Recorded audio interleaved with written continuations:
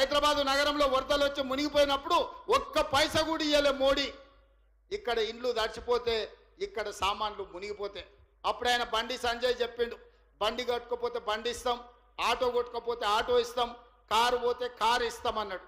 తర్వాత అడిగితే మీకు ఇన్సూరెన్స్ ఉంటుంది కదా తెచ్చుకోపోండి అన్నాడు. ఇది వాళ్ళ నీతి.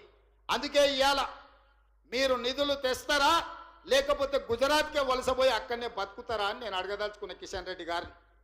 నువ్వు హైదరాబాదు నగరం గురించి, అభివృద్ధి గురించి నా సంగతి వదులు. సికింద్రాబాద్ ఎంపీ కదా, నీ దగ్గర ఏం ప్రణాళిక ఉందో చెప్పు. కిషన్ రెడ్డి గారు సూటిగా మిమ్మల్ని అడుగుతున్నా, మూసి ప్రక్షాళనకు కేంద్ర మంత్రిగా కేంద్ర ప్రభుత్వంలో ఉన్న నువ్వు మూసి ప్రక్షాళనకు నీ దగ్గర ఉన్న ప్లాన్ ఏంది, యాక్షన్ ప్లాన్ ఏంది, కేంద్రం నుంచి ఏం నిధులు తీసుకొస్తావు? నెంబర్ 1. నెంబర్ 2, హైదరాబాద్లో రద్దీ పెరిగిపోయింది, ట్రాఫిక్ జాములు పెరిగిపోయినాయి. దీన్ని ఎదుర్కోవాలంటే మెట్రోను విస్తరించుకోవాలి. విస్తరించే మెట్రోకి నీ విధానం ఏంది, నిధులు ఎన్ని మోడీ నుంచి అడిగి తీసుకొస్తావో తెలంగాణ ప్రజలకు చెప్పు. అదేవిధంగా హైదరాబాదు నగరంలో ఫ్లైఓవర్లు కట్టాలి. అది జూబ్లీహిల్స్ చెక్ పోస్ట్ కావచ్చు, 45 కావచ్చు, అదేవిధంగా ఆరంగఢ్ కావచ్చు, మెహదీపట్నం చౌరస్తా కావచ్చు, ఉస్మానియా హాస్పిటల్ కావచ్చు, లేకపోతే నింబోలి అడ్డ కావచ్చు, ఉప్పు గుడ కావచ్చు, గౌలి గుడ కావచ్చు.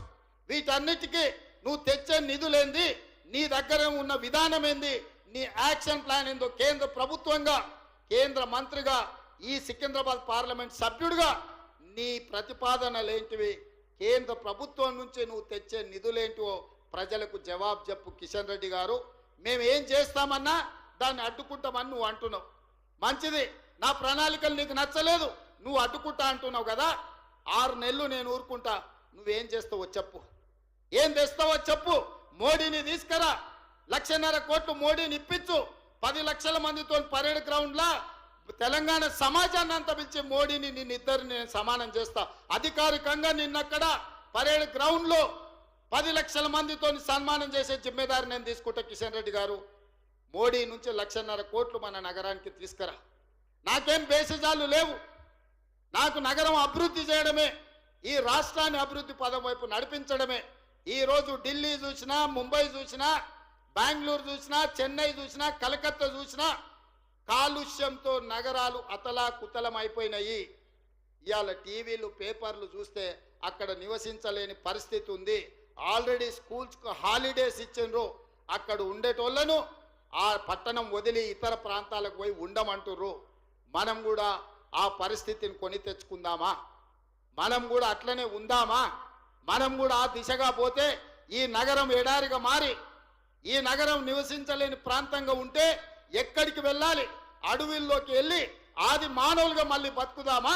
లేకపోతే ఈ నగరాన్ని అత్యాధునిక నగరంగా తీర్చిదిద్ది ఫ్యూచర్ సిటీ కట్టుకొని ఆర్టిఫిషియల్ ఇంటెలిజెన్స్ తీసుకొచ్చి, ఎలక్ట్రిక్ ఇన్వెస్ట్మెంట్స్ తీసుకొచ్చి, ఫాక్స్కాన్ లాంటి పెద్ద కంపెనీలను తీసుకొచ్చి అక్కడ ఒక స్పోర్ట్స్ యూనివర్సిటీ, అక్కడ కావాల్సిన అన్ని రకాల వసతులు తీసుకొచ్చి అభివృద్ధి చేసుకుందామా లేదా? ఎయిర్పోర్టు నుంచి ఫ్యూచర్ సిటీకి మెట్రో రైలు నిర్మించుకుందామా లేదా? ఒక్కసారి ఆలోచన చేయండి మిత్రులారా.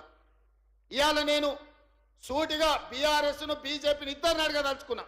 10 ఏళ్ళు ఈయన అధికారంలో ఉన్నాడు, 11వ సంవత్సరం ఆయన అధికారంలో కొనసాగుతుండు. మీరు చేసిన దాని మీద చర్చ చేద్దాం, దానికి మేము సిద్ధం. పోనీ ఎట్లా చేస్తే బాగుంటుందో మీ పాలసీ డాక్యుమెంట్ మాకు ఇవ్వండి. బీఆర్ఎస్ 10 ఏళ్ళ అనుభవం చంద్రశేఖరరావు గారికి ఉంది, మున్సిపల్ శాఖ, ఐటీ శాఖ మంత్రిగా, ఇండస్ట్రియల్ మినిస్టర్గా కేటీఆర్ గారికి ఉంది.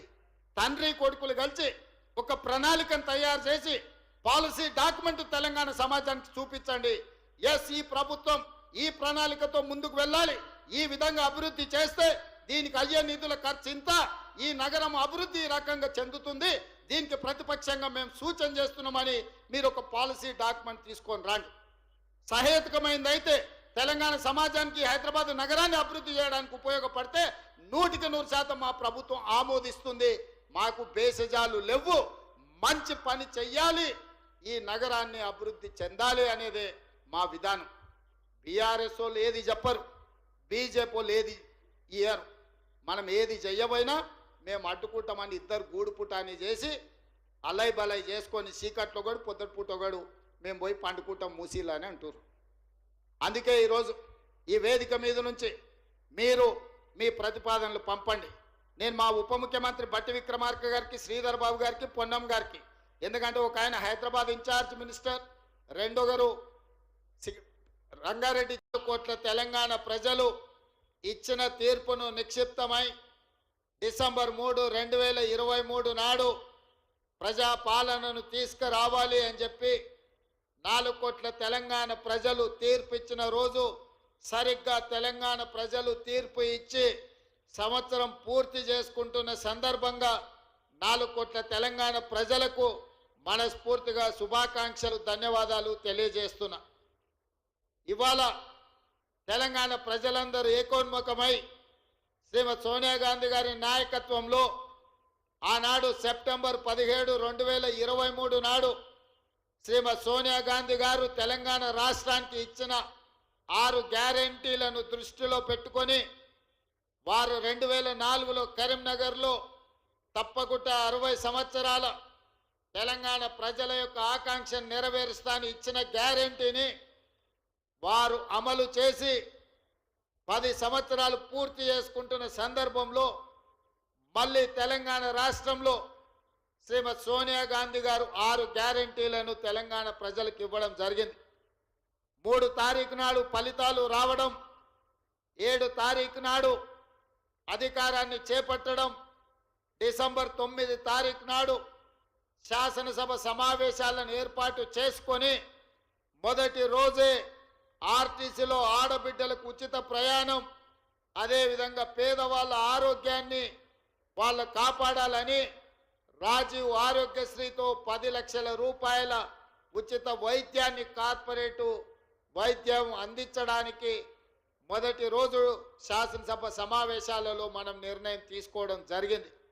ఈ డిసెంబర్ మొదటి వారం మొత్తం విజయోత్సవాలు, మనం సాధించుకున్న విజయాలను స్మరించుకొని సంవత్సరం పూర్తి చేసుకుంటున్న సందర్భంలో రాబోయే సంవత్సరానికి మనం భవిష్యత్ కార్యాచరణను కూడా ఈరోజు నిర్ణయించుకోవాల్సిన అవసరం ఉన్నది. మిత్రులారా, ఈరోజు ఆలోచన చేయండి.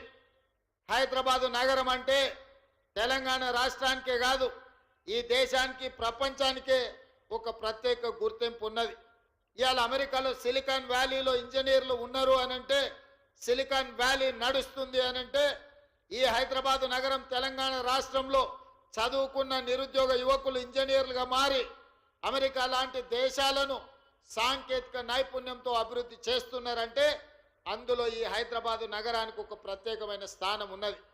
ఇదే కాదు, ఆనాడు శ్రీ రాజీవ్ గాంధీ గారు ఈ దేశం యొక్క భవిష్యత్తు మారాలి అనంటే కంప్యూటర్ యుగం రావాలి, 21వ శతాబ్దంలోకి వేగంగా అభివృద్ధి చెందాలి అంటే ఈ దేశం యువతకు కంప్యూటర్ని పరిచయం చెయ్యాలి అని ఈ దేశానికి కంప్యూటర్ని రాజీవ్ గాంధీ గారు పరిచయం చేసింది.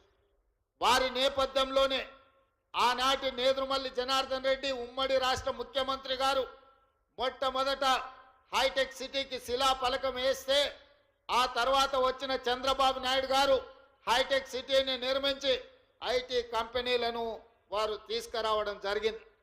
వారి తర్వాత ముఖ్యమంత్రిగా ప్రభుత్వాన్ని ఏర్పాటు చేసిన డాక్టర్ వైఎస్ రాజశేఖర రెడ్డి గారు ఐటీ కంపెనీలను కొనసాగించడమే కాకుండా ఔటర్ రింగ్ రోడ్డును, అంతర్జాతీయ ఎయిర్పోర్టును, ఫార్మా కంపెనీలను తీసుకొచ్చి అదేవిధంగా హైదరాబాదు నగరానికి ఆనాడు కీర్తిశేషులు పీజేఆర్ గారు ఎండాకాలం వచ్చిందంటే ఖాళీ కుండల ప్రదర్శన చేసేవాడు.